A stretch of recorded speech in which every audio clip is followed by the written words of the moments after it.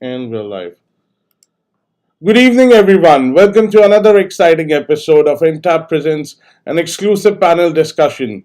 I have with me some lovely guests across India, and before we begin, let me quickly introduce you to NTAP. We are a 22-year-old IT company who's been engaged in providing school management solutions, learning management systems, and digital content all across to pan India.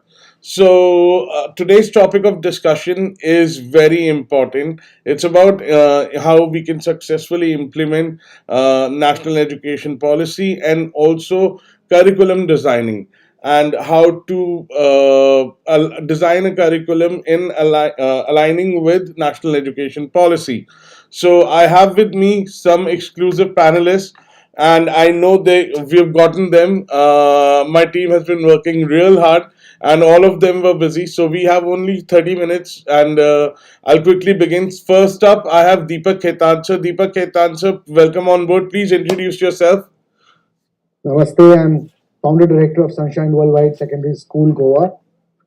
Welcome on board, sir. Then I have Rupa ma'am. Rupa ma'am, if you could just please introduce yourself.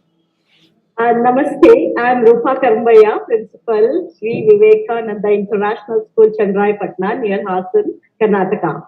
Right. Then I have Sucheta ma'am. Ma'am, if you would be kind enough to introduce yourself. Ma'am, you're on mute, I guess. Yeah. Am I audible now? Yes, ma'am. Namaskar, everyone. I am Sucheta Bose Laha. I'm the co-scholastic coordinator of Gwalior Jori High School, located in Gwalior, Madhya Pradesh. Thank you so much, ma'am. And last but not the least, I have Sushma ma'am. Ma'am, I guess you're on mute. No, you're not on mute. Ma'am, would you please introduce yourself? Very good evening to all panelists over here and the audience.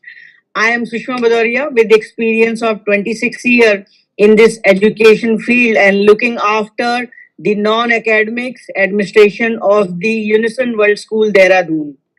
Thank you so much, ma'am. So there you go, guys. I have some creme de la creme educators with me today, and very quickly we'll begin the discussion. So first, my first question would be for Deepak sir. Deepak sir, according to you, what is experiential learning? Experiential learning, as the word very clearly indicates, is whatever you learn, you need to experience it. So I have a very good example which I always use in my conversations with parents is how many of us do know the Pythagoras theorem? And do we know where to apply Pythagoras theorem? Not at all. So if we don't know where to apply Pythagoras theorem, then we are only studying theory. We don't know where to use what to use. So we have not experienced the learning. So I also learned while I was building the school construction was happening, and I asked the mason that how do you think this pillar is going to be, the column is going to be 90 degrees, and he said, sir, हमें मालूम नहीं है लेकिन आप एक रस्सी लाइए, and he made 3 meters, 4 meters, and 5 meters triangle, and he said you hold from one side, I hold from other side. He says it's 90 degrees. I said कैसे मालूम है आपको? बोले नहीं हमारे गुरु ने इतना ही सिखाया हमें. An illiterate mason showed me experiential learning of Pythagoras theorem. I went and say research 3 square plus 4 square is equal to 5 square, a square plus b square is equal to c square is Pythagoras theorem. So that's experiential learning. Wow, the I wasn't expecting that, to be very honest, but wow. All right, moving over to Rupa, ma'am. Ma'am, how does the National Education or New Education Policy 2020 in India emphasize on experiential learning? And if it does, why does it do so? Actually, NEP 2020 urges each and every school to shift from content-based rote learning method to a skill or competency-based learning that helps learner to apply the concepts in real life situations. See, we all know that our students were encouraged by the educators in a very traditional way of teaching, like chalk and blackboard method, wherein the students used to always learn through rote learning, and they used to always, focus on getting only marks. So now, like an NEP, National Education Policy is emphasizing on giving the experience, hands-on experience, so that the children should not forget the concepts. They should be able to apply it, as well as children should also, to understand the concepts in a fun way, so that the students would never forget the concepts. That's why the national education policy is now emphasizing on hands-on activities. It's not that it should be in the laboratory where they'll be doing all the experiments.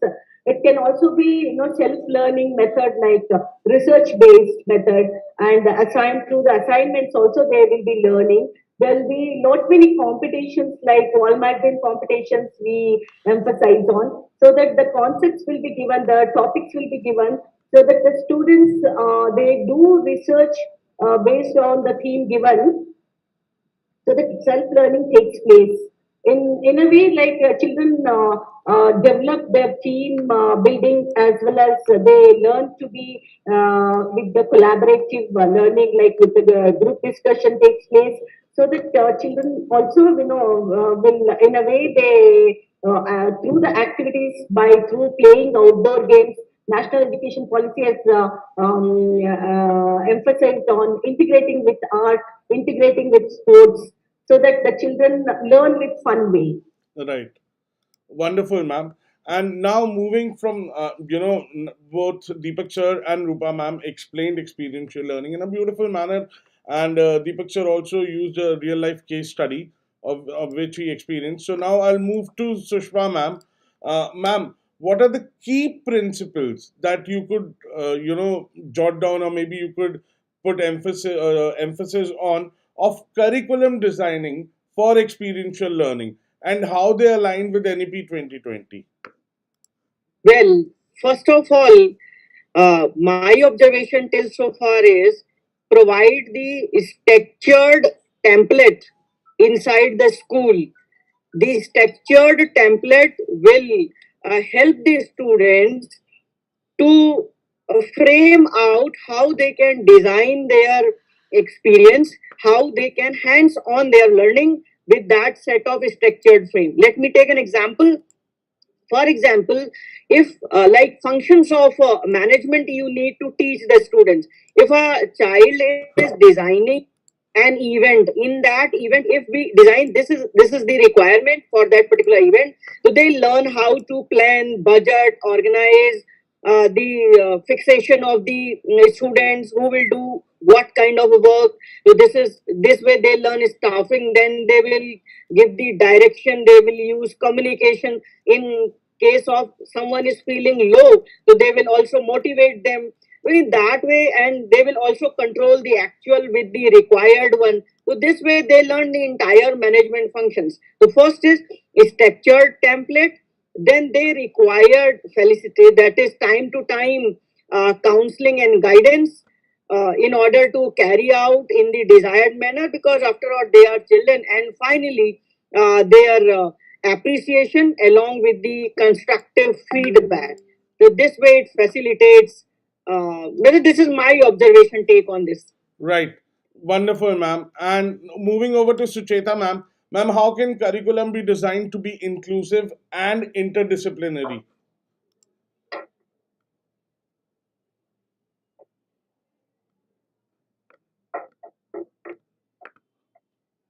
Ghoomar Ghoomar Ghoomar Ghoomar घूम्यो रे, घूमर घूमर घूमर बाईसा, घूमर घूम्यो रे. Why I sang that is, the question that has been asked to me is, how can the curriculum be interdisciplinary and inclusive? Now there are different level of students' understanding and their cognitive skill. I just was presenting a puppet show in front of you, a beautiful Rajasthani puppet.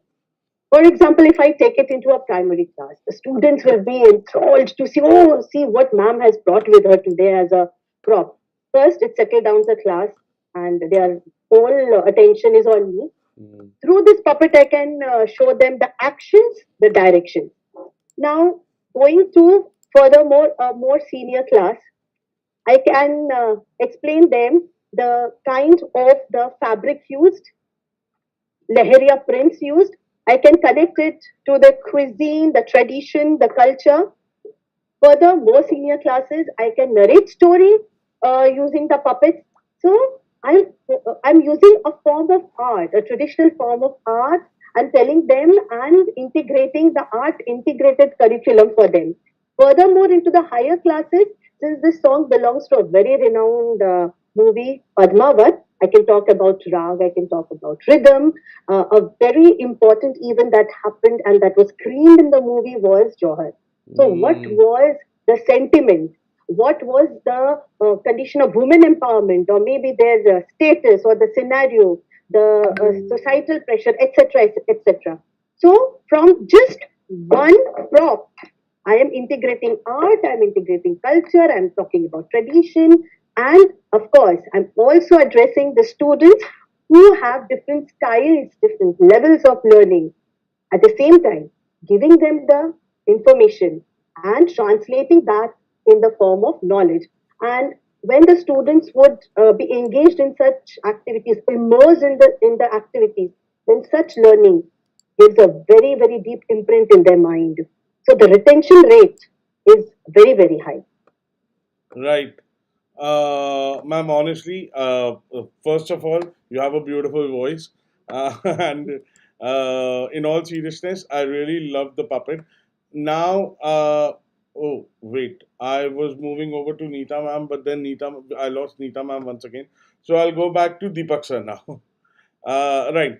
Deepak sir, my next question to you would be, according to you, how can teachers and curriculum developers, or maybe instructional design developers, ensure that experiential learning activities are aligned with state as well as national education standards?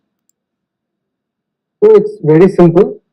We have to take the traditions and the cultures of the state and align it with our learning, because if we go into learning about something national, that will automatically happen if we know about our state and Hmm. our surroundings. Education always happens from the center you are, and it goes on and on and on, and expanding. So that is the way the curriculum has to be simply designed. The concepts are same everywhere. Concepts are universal. You don't have to worry about the concepts, because now with experiential learning you will learn concepts rather than content. Content will be only supporting the concept. So content should be local and concept should be universal. Right. Wonderful. So, educate. We are the one who'll only help in expanding the content and everything. And I'm sure, based on real life experiences, that will, help greater masses. Moving over to Rupa ma'am. Rupa ma'am, according to you, how much important digital media, or let's say digital content, plays in experiential learning? Yeah, well, now after this pandemic, each and every educator has become techno savvy. And during this pandemic, also, like for the primary section, my teachers were taught how to use virtual reality tools, AR and VR. So they have used these tools, and they could able to reach out to each and every child, even though child was not offline. Okay, so through the online, they could give the experiential learning. If it is like rain, they could make the videos using the technology, augmented reality tools they have used, and they could reach out to the students. And due to this, during the online teaching, each and every child was well versed with the concepts. If they are teaching like about sun, they could bring the sun to the classroom through the augmented reality tools. So this was the technologies. It's a boon actually, and even when they were making the PPT presentations, screen sharing, of course, they have used it, and also like nowadays, many videos we can make. Like concept-based videos, even children, they think around ahead of our thinking. They are more creative in their thinking, and they use a lot many videos. And through this technology, I feel that it would be easy to make the children understand the concepts. So maybe like now research-based learning. So we are all knowing that the NEP always emphasizes on blended learning. So when the projects are given, assignments are given, the students naturally they use the technology. They use lot many animated videos for their learning. I feel that integrating the technology through the experiential learning, children will be well versed with the concepts what they're learning. So it can avoid the stereotypes in course content and celebrate diversity, I can say. To make the curriculum more inclusive or to make it integrated with the technology, like we can use other resources also so that students they can blend this any videos in their conceptual learning. All right. Thank you so much, ma'am. And that is my cue for showing you why I have you all of you here, and to my YouTube audience as well. What we have been doing, what NTAB has been doing for past 1.5 year, and how we've been dedicatedly working with academicians all across India, and gaining their insights, getting their feedback, and what we have developed. So just be patient with me. Just give me quick second and wait, wait. Just a second. Oh, I am unable to share my screen. Very, that's impossible. Yeah, there it is. Right. So just be patient, and please be patient on YouTube as well. There will be a slight 10-second delay, so I hope you don't mind that. All of you lovely educators, just have a look at this. What we have.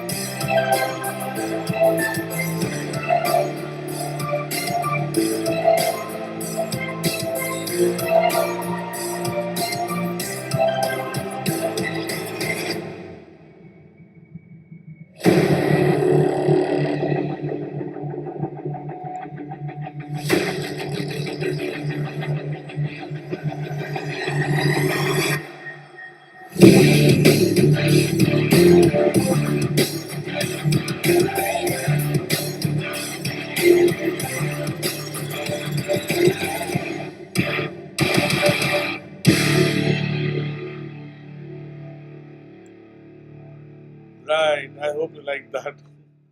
Thank you so much, everyone. And now, moving over to our next question, I would love to ask Sushma ma'am. Ma'am, how can teachers use formative and summative assessments to evaluate the effectiveness of experiential learning activities? Well, what teacher they do, they design their test in a such a way, for example, when they are speaking to a child, they judge their communication skill.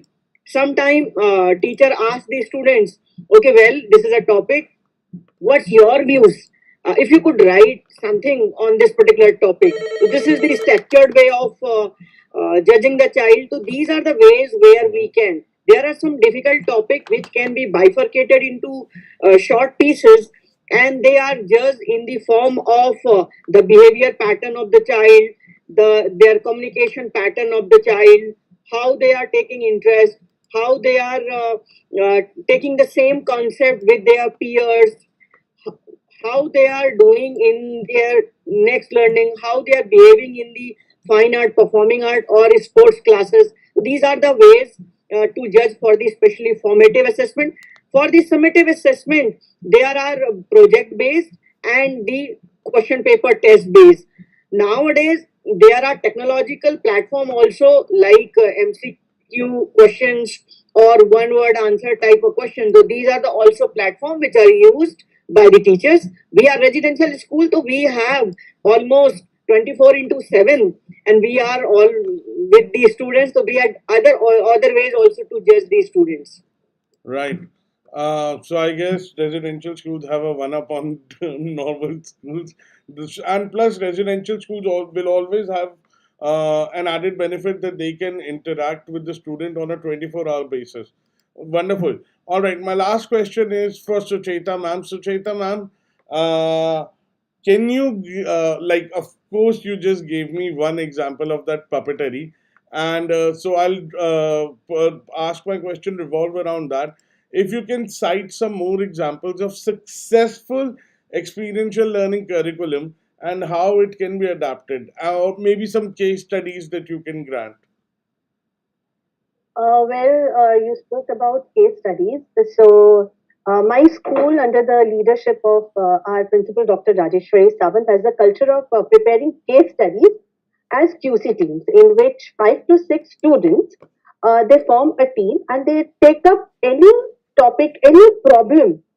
The level can be from this to this big, and it can be related to any of the stakeholders. It can be related to the students, teachers, or even the management. Then they apply QC tools and techniques, conduct survey, interviews, collect data, analyze it, discuss and draft solutions, and again they implement them. Then again do a check on how much the impactful it is. The solutions have been, so it's such a unique platform for developing the communication skills, the Mm, social skills, and of course nurture the attitude of being a problem solver. That is also inculcated, which is a need of the time now. Also, my school organizes Udyamita, that is the inter-school entrepreneurial fest. So students from various esteemed institutions, they come as participants, and there they have to display their sales, marketing, advertising, branding, and budgeting skills, and also they have to present a case study revolving around any product. So ma'am, these are well proven, well proven experiential learning examples. wonderful. Ma'am, also going over that Udemita, so do investors get to hear those pitches and everything? Exactly, the panel experts whom we invite as honorable judges, they are the who's who of the industries. Because nearby Gwalior, there is Malanpur area, the setup of Godrej is there, Mondelez is there. Mm, So these all people, they are associated with the QC movement. Because of course, see, I work in a school, they work in a organization, a manufacturing unit. So of mm, course, we have our kind of problems, they have they theirs. can. But the QC tool and technique solves it all. Yeah, that's more of an operational efficiency program or maybe an operational efficiency tool. So I can Yeah. understand that because even I have been trying to implement QC and get a QA Oh, since 1.5 month, and I've been facing challenges for the same. So I can understand where you're going for. and that instigated me and that incited my interest. So I'll get back to you on that, very sure. Sure, definitely. But at this moment, thank you so much, my lovely panelists, Deepak sir, Rupa ma'am, Sushma ma'am, and Sushweta ma'am, for giving me your valuable time. I'll get you back on some other webinar on some other topic. Till now, thank you so much. Have a nice day. Thank you, Anshu. Thank you very Namaste, much. everyone. Thank you. Very Thank nice you. Nice meeting you Namaskar all. and thank you. Thank Thank you. you. God bless you all. And I'll give you a call, and I'll have a word with you after this. Sushmita ma'am Ghoomar पे dance करना लग गया था. अरे That तो was फिर मेरी actually a good सखी की touch. तरफ से भी मेरी सखी की तरफ से भी सबको बहुत बहुत स्नेह भरा नमस्कार और आभार. Thank you so much, for ma'am. the That was so exciting sweet. and आपकी सखी को भी बहुत बहुत आभार.